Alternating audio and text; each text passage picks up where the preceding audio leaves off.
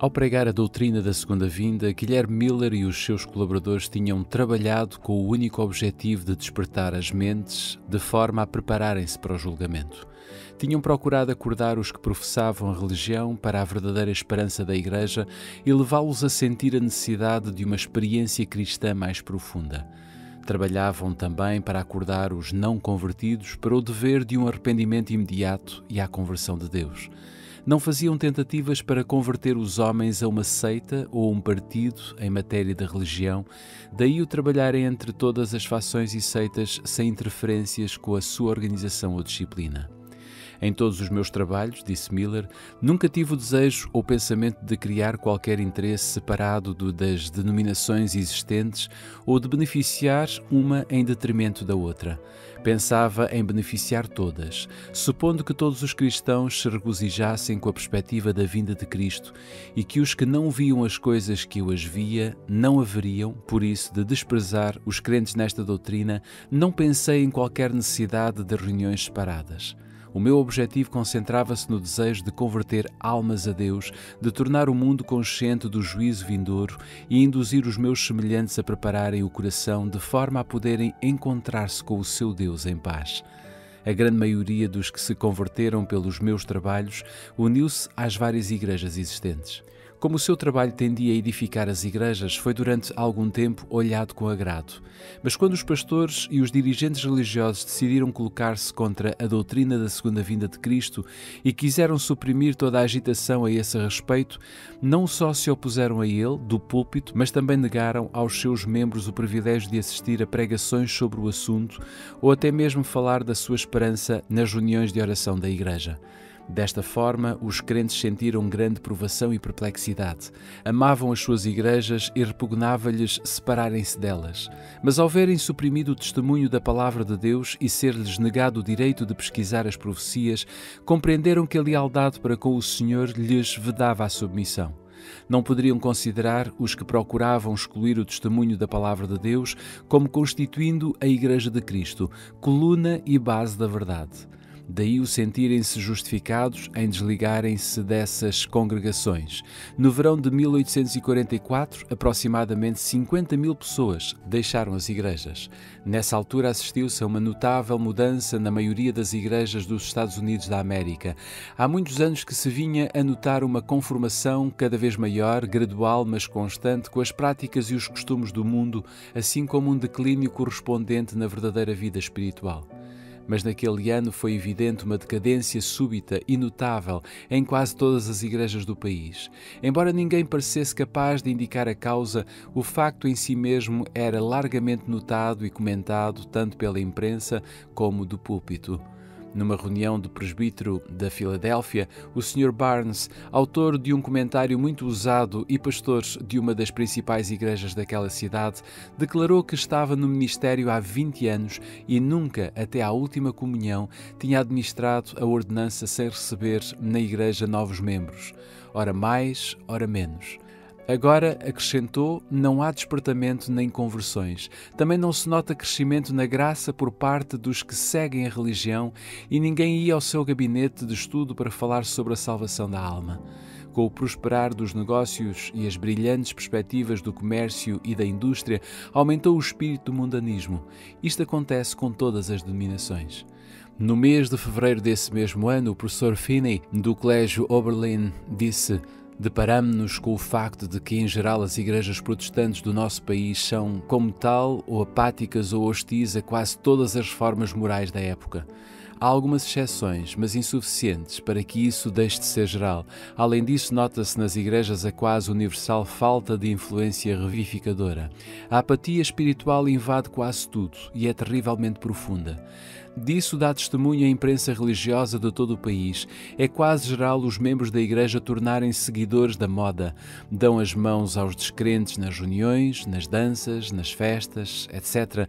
Mas não precisamos de nos alargar neste assunto lastimável.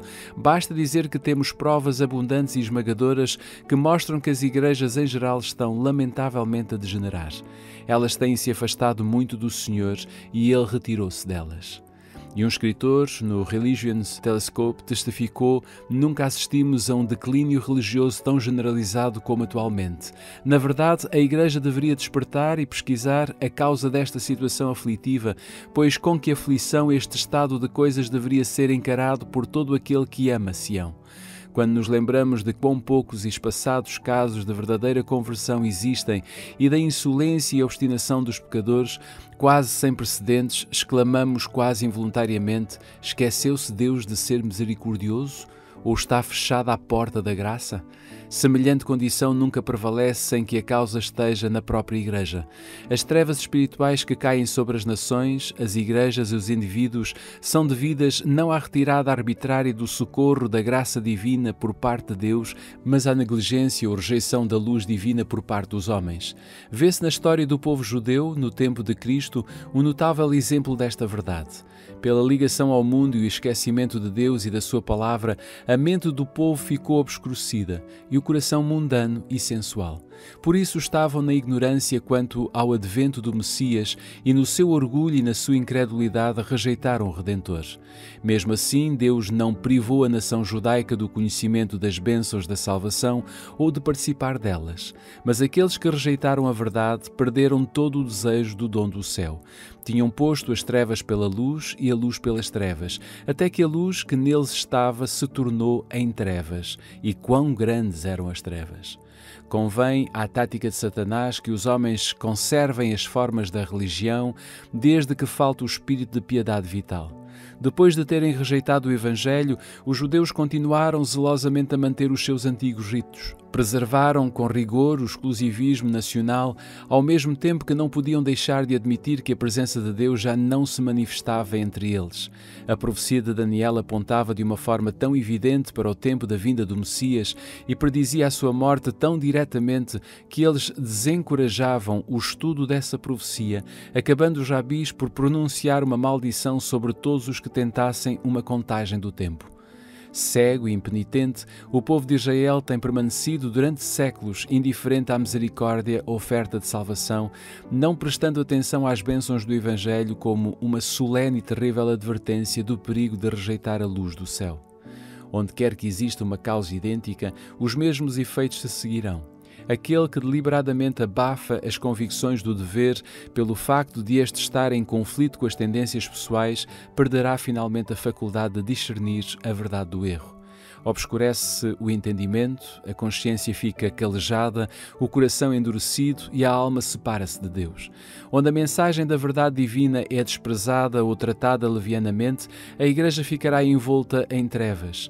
A fé e o amor arrefecem e entram a separação e a discórdia. Os membros da Igreja centralizam os seus interesses e energias em objetivos mundanos e os pecadores tornam-se endurecidos na sua impenitência. A mensagem do primeiro anjo de Apocalipse 14, anunciando a hora do juízo de Deus e chamando os homens para o temerem e adorarem, devia separar o verdadeiro povo de Deus das influências corruptoras do mundo e despertá-lo para ver o seu verdadeiro estado de mundanismo e de apostasia. Deus enviou à Igreja esta mensagem, uma advertência que, se fosse aceite, teria corrigido os males que estavam a separá-la dele. Se os homens tivessem recebido a mensagem do céu, humilhando o coração perante o Senhor, procurando com sinceridade preparar-se para estar em pé na sua presença, o Espírito e o poder de Deus ter-se-iam manifestado entre eles. A Igreja teria atingido, novamente, o bendito estado de unidade, fé e amor que houve nos dias apostólicos, em que era um o coração e a alma dos crentes e anunciavam com ousadia a palavra de Deus, dias em que o Senhor acrescentava à Igreja aqueles que se haviam de salvar.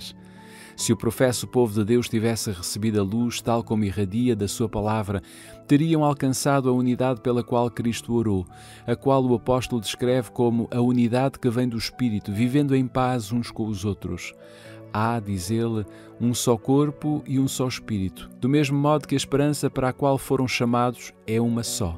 Existe um único Senhor, uma só fé e um só batismo. Efésios capítulo 4, versículos 3 a 5. Foram estes os benditos resultados experimentados pelos que aceitaram a mensagem adventista. Vinham de várias denominações e as barreiras denominacionais foram lançadas por terra. Crenças em conflito foram reduzidas a pó. A esperança de um milénio terreno, contrária à Escritura Sagrada, foi posta de lado e foram corrigidas falsas opiniões sobre o segundo advento. O orgulho e a conformidade com o mundo foram varridos. Repararam-se injustiças, os corações uniram-se na mais doce comunhão e o amor e a alegria reinaram sobre tudo. Se esta doutrina fez isto pelos poucos que a receberam, o mesmo teria feito por todos, se todos a tivessem recebido. Mas as igrejas, em geral, não aceitaram a advertência. Os pastores que, como vigias sobre a casa de Israel, deveriam ter sido os primeiros a distinguir os sinais da vinda de Jesus, não quiseram saber a verdade, quer pelo testemunho dos profetas, quer pelos sinais dos tempos. À medida que as esperanças e ambições mundanas enchiam o seu coração, arrefeciam o amor para com Deus e a fé na sua palavra. E quando a doutrina do Advento foi apresentada, apenas suscitou preconceito e descrença. O facto de a mensagem ser em grande parte pregada por leigos era insistentemente apresentado como argumento contra a mesma. Como na antiguidade, ao claro testemunho da palavra de Deus, opunha-se a pergunta: têm crido alguns dos príncipes ou dos fariseus? E vendo como era difícil a tarefa de refutar os argumentos tirados dos períodos proféticos, muitos desencorajavam o estudo das profecias, ensinando que os livros proféticos estavam selados e que não poderiam ser compreendidos. Multidões de pessoas, confiando implicitamente nos pastores, recusaram-se a ouvir a advertência e outros, ainda que convictos da verdade, não ousavam confessá-la para não serem expulsos da sinagoga. A mensagem que Deus tinha enviado para provar e purificar a Igreja revelou com grande clareza como era grande o número dos que tinham posto a sua afeição neste mundo, em vez de o fazerem em Cristo. Os laços que os ligavam à terra mostravam-se mais fortes do que as atrações do céu. Preferiam ouvir a voz da sabedoria mundana e resistiam à consciência, desviando-se da mensagem da verdade que esquadrinhava o coração. Rejeitando a advertência do primeiro anjo, desprezaram os meios que o céu tinha providenciado para a sua restauração. Desprezaram o mensageiro da graça que teria corrigido os males que os separavam de Deus e lançaram-se, ainda com maior avidez, na procura da amizade do mundo. E esta foi a causa da terrível condição do mundanismo, de apostasia e de morte espiritual que prevalecia nas igrejas em 1844. No capítulo 14 de Apocalipse, o primeiro anjo é seguido por um segundo que proclama: Caiu, caiu Babilônia, aquela grande cidade que a todas as nações deu a beber do vinho da ira da sua prostituição. Apocalipse capítulo 14, versículo 8. O termo Babilônia é derivado de Babel e significa confusão. É usado nas Escrituras para designar as várias formas da religião falsa ou apóstata. Em Apocalipse capítulo 17, Babilônia é representada por uma mulher, figura que a Bíblia usa como símbolo da Igreja. A Igreja pura é uma mulher virtuosa e a Igreja apóstata é uma mulher desprezível. Nas Escrituras, o caráter sagrado e permanente da relação entre Cristo e a sua Igreja é representado pela união matrimonial.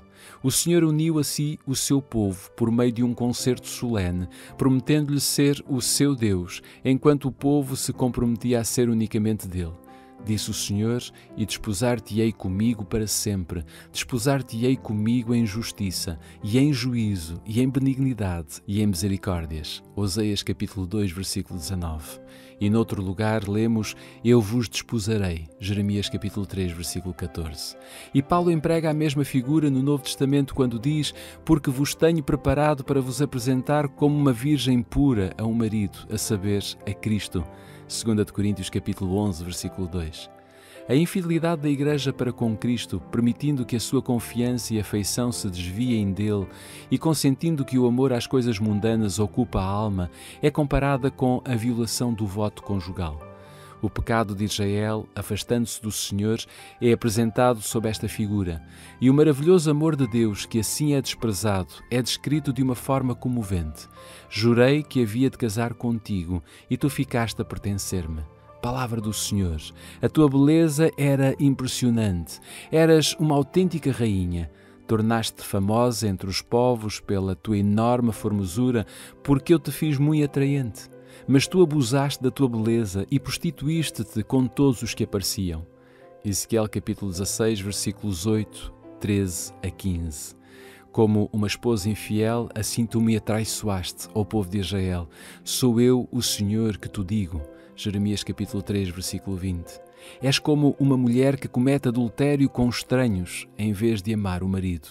Ezequiel capítulo 16, versículo 32. No Novo Testamento é dirigida uma expressão muito semelhante aos que se dizem cristãos, mas procuram a amizade do mundo em vez do favor de Deus. Diz o apóstolo Tiago: adúlteros e adúlteras, não sabeis vós que a amizade do mundo é inimizade contra Deus? Portanto, qualquer que quiser ser amigo do mundo, constitui-se inimigo de Deus. A mulher, a Babilónia, de Apocalipse 17, é descrita como estando vestida de púrpura e de escarlata e adornada com ouro e pedras preciosas e pérolas, e tinha na sua mão um cálice de ouro cheio das abominações e da imundícia, e na sua testa estava escrito o nome Mistério, a grande Babilónia, a mãe das prostituições. Diz o profeta: vi que a mulher estava embriagada do sangue dos santos e do sangue das testemunhas de Jesus. Declara ainda que Babilónia é a grande cidade que reina sobre os reis da terra. Está escrito em Apocalipse capítulo 17, versículos 4 a 6 e versículo 18. O poder que durante muitos séculos manteve um domínio despótico sobre os monarcas da cristandade é Roma. A cor púrpura e escarlate, o ouro, as pérolas e as pedras preciosas pintam ao vivo a magnificência e a extraordinária pompa ostentadas pela altiva sede de Roma. E de nenhuma outra potência se poderia, com tanto acerto, declarar que está embriagada do sangue dos santos, como daquela igreja que tão cruelmente tem perseguido os seguidores de Cristo. Babilónia é também acusada do pecado da relação ilícita com reis da terra. Foi por se ter afastado do Senhor e feito aliança com os gentios que a igreja judaica se tornou prostituta. E Roma, corrompendo-se de modo semelhante ao procurar o apoio dos poderes do mundo, recebe uma condenação idêntica. Declara-se que Babilónia é mãe das prostitutas. A expressão suas filhas devem simbolizar igrejas que se apegam às doutrinas e tradições dela e que seguem o seu exemplo de sacrificarem a verdade e a aprovação de Deus para estabelecer uma aliança ilícita com o mundo.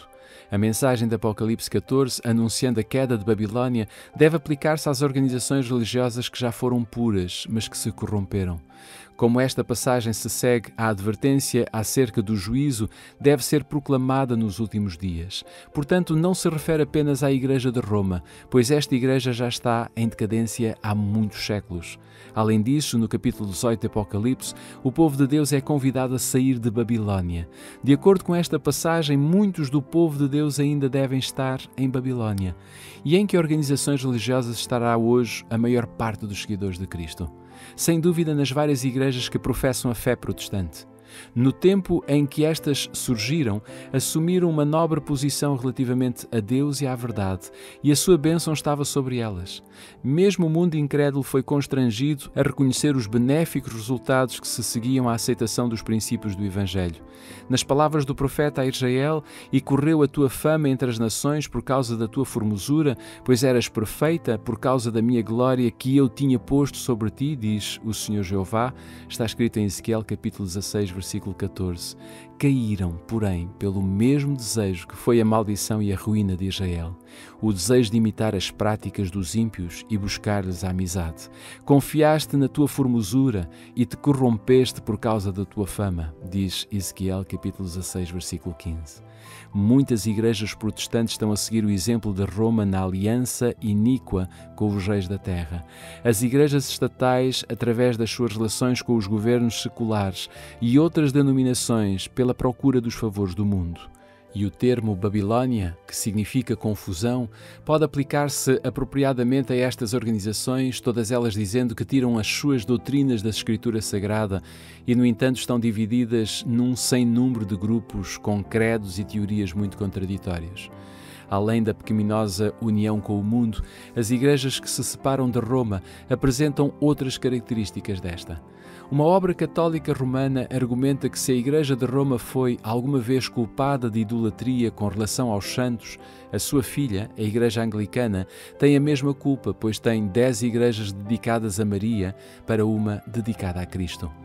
E o Dr. Hopkins, no Tratado sobre o Milénio, declara: não há motivo para se considerar o espírito e a prática anticristãos como sendo restritos ao que hoje se chama a Igreja de Roma.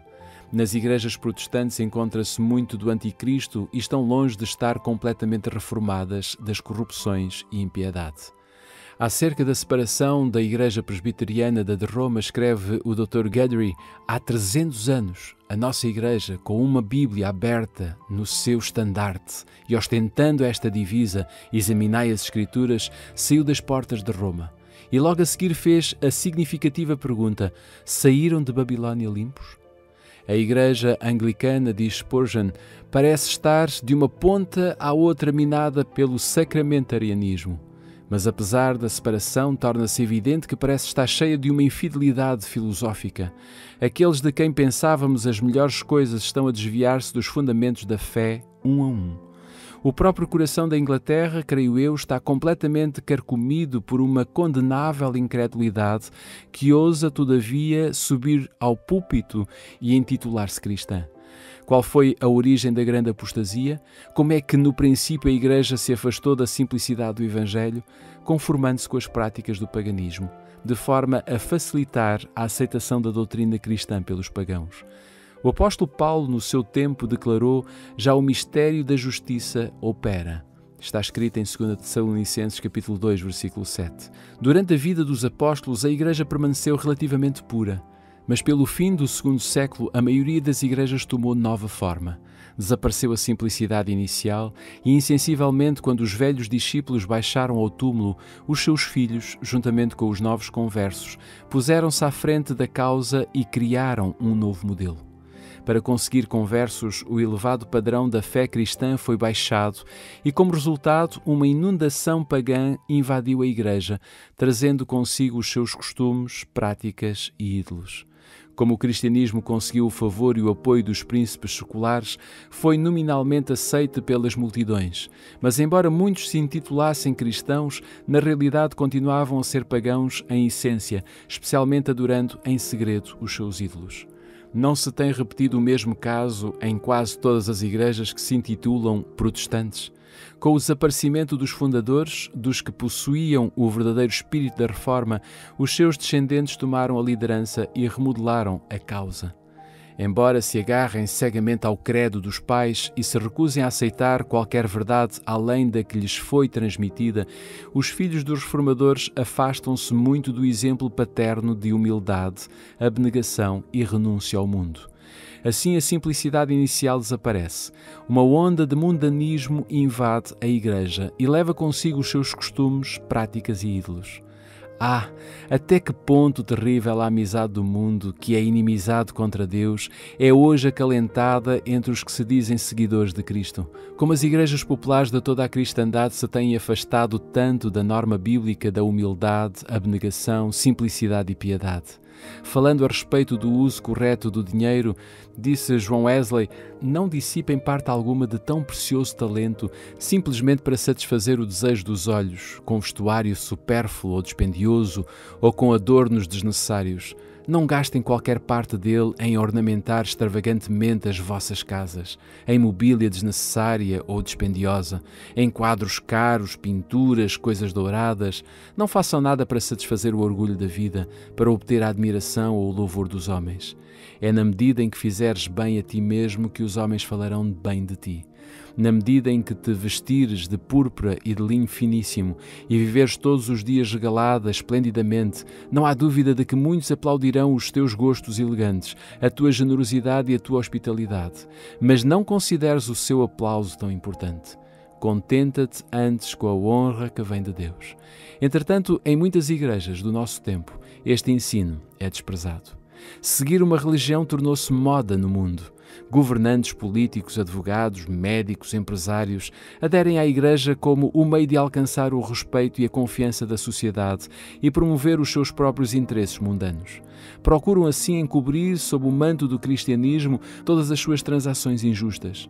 Os vários corpos religiosos, fortalecidos com a riqueza e influência dos mundanos batizados, empenham-se ainda mais em obter maior popularidade e proteção. Erguem-se pomposas igrejas, embelezadas da forma mais extravagante nas conhecidas avenidas. Os adoradores vestem-se com luxo e de acordo com a moda. Paga-se um elevado salário ao talentoso pastor para entreter e atrair o povo. Os seus sermões não devem tocar nos pecados populares, mas deverão ser suaves e agradáveis aos ouvidos da alta sociedade. E deste modo, ímpios de elevada posição são inscritos nos registros da Igreja e os modernos pecados escondidos sob o véu da piedade.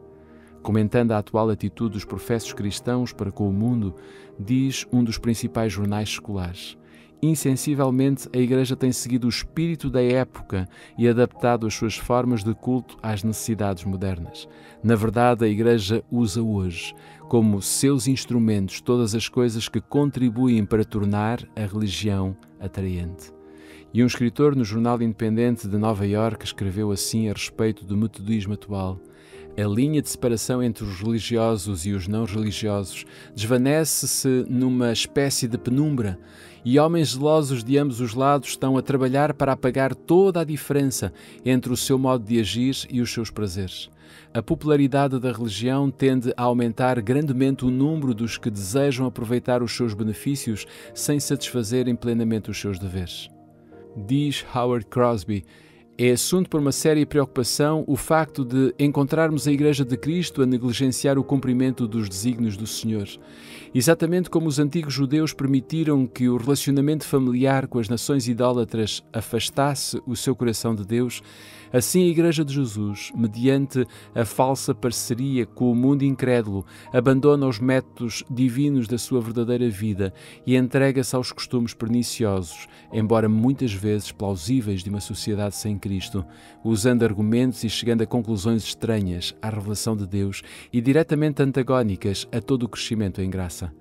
Nesta maré de mundanismo e procura de prazeres, a abnegação e o sacrifício por amor de Cristo estão quase completamente esquecidos. Alguns dos homens e mulheres que agora colaboram ativamente nas nossas igrejas foram ensinados, quando crianças, a fazer sacrifícios para se habilitarem a dar ou efetuar alguma coisa para Cristo. Mas, se agora são necessários fundos, ninguém deve ser convidado a contribuir. Oh, não! Organizem uma quermesse, representações, espetáculos, jantares à antiga ou alguma coisa para se comer, algo que divirta o povo. O governador Washburn, do Wisconsin, na sua mensagem anual de 9 de janeiro de 1873, declarou: parece que precisamos de uma lei para acabar com as escolas onde se formam os jogadores. Estas proliferam por toda a parte. Mesmo a Igreja, inadvertidamente, sem dúvida, faz algumas vezes a obra do diabo. Concertos com fins de beneficência, bingos e rifas, algumas vezes para auxílio de objetos religiosos ou caritativos, mas frequentemente com finalidades menos dignas, sorteios de prendas, jogos de prémios, etc. Todos são expedientes para se obter dinheiro sem contrapartida correspondente. Nada é tão desmoralizador ou pernicioso, particularmente para os jovens, com a aquisição de dinheiro ou propriedade sem trabalho. Se as pessoas respeitáveis se empenham nessas empresas de azar e acalmam a consciência com o pensamento de que o dinheiro se destina a um bom fim, não é de estranhar que a juventude do Estado caia tão frequentemente nos hábitos que, com quase toda a certeza, a excitação dos jogos de azar gera. O espírito de conformidade com o mundo está a invadir as igrejas por toda a cristandade. Robert Atkins, num sermão pregado em Londres, pinta um quadro tenebroso do declínio espiritual que prevalece na Inglaterra. Os verdadeiros justos estão a desaparecer da terra e ninguém leva isto a sério. Os que atualmente em todas as igrejas seguem a religião amam e condescendem com o mundo, são afeiçoados ao conforto pessoal e desejosos de honras. São chamados a sofrer com Cristo, mas temem até mesmo a crítica. Apostasia, apostasia. Apostasia está gravado na frente de cada igreja, e se elas o soubessem e o sentissem, poderia haver esperança, mas elas exclamam: rico sou e estou enriquecido e de nada tenho falta. O grande pecado imputado à Babilónia é que a todas as nações deu a beber do vinho da ira da sua prostituição. Esta taça de veneno que ela oferece ao mundo representa as falsas doutrinas que aceitou, resultantes da união ilícita com os poderosos da terra. A amizade mundana corrompe a sua fé e, por sua vez, a Igreja exerce uma influência corruptora sobre o mundo, ensinando doutrinas que se opõem às mais claras instruções das Sagradas Escrituras. Roma privou o povo da Escritura Sagrada e exigiu que todos os homens aceitassem os seus ensinos em lugar da própria Bíblia. A obra da Reforma foi restituir a palavra de Deus aos homens.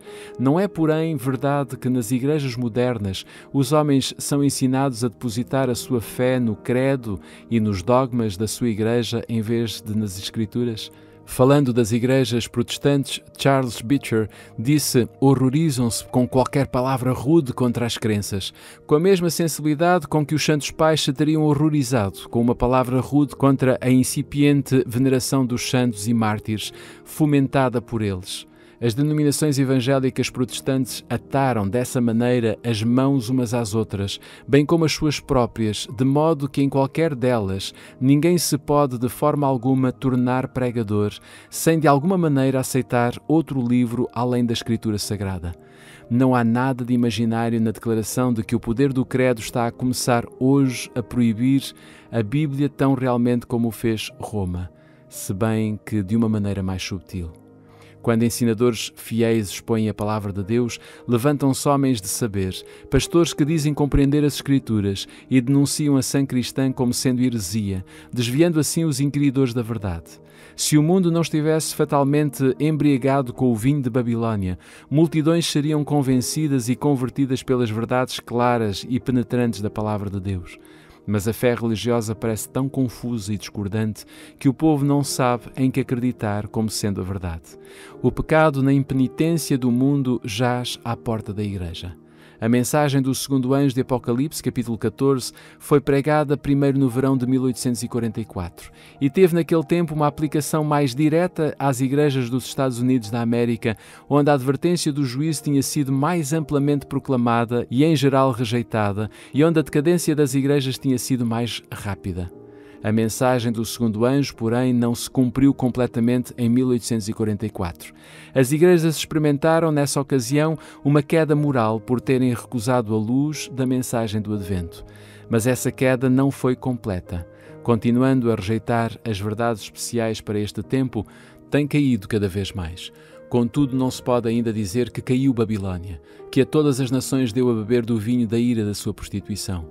Ainda não deu de beber a todas as nações. O espírito de conformidade com o mundo e de indiferença para com as verdades decisivas para o nosso tempo existe e está a ganhar terreno nas igrejas da fé protestante, em todos os países da cristandade, e estas igrejas estão incluídas na solene e terrível denúncia do segundo anjo.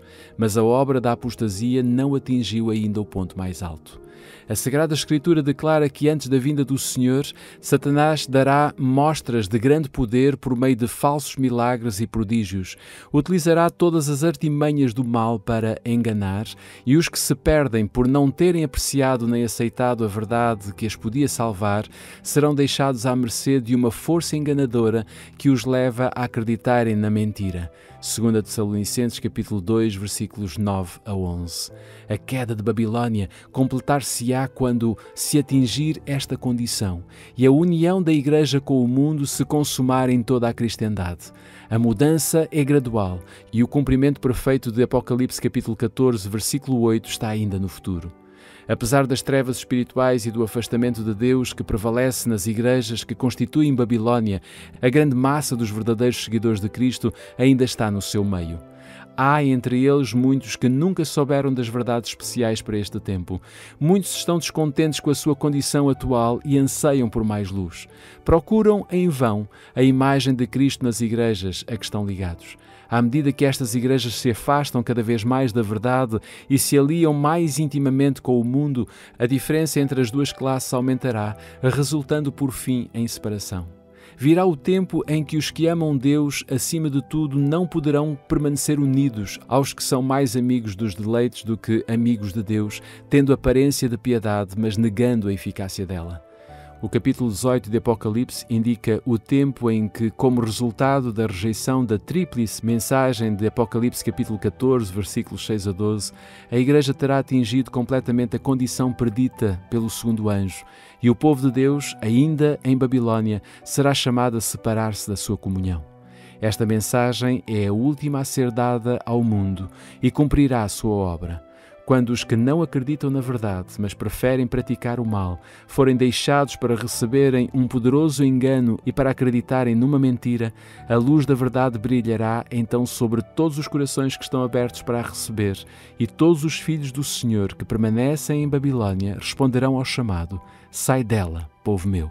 Apocalipse, capítulo 18, versículo 4.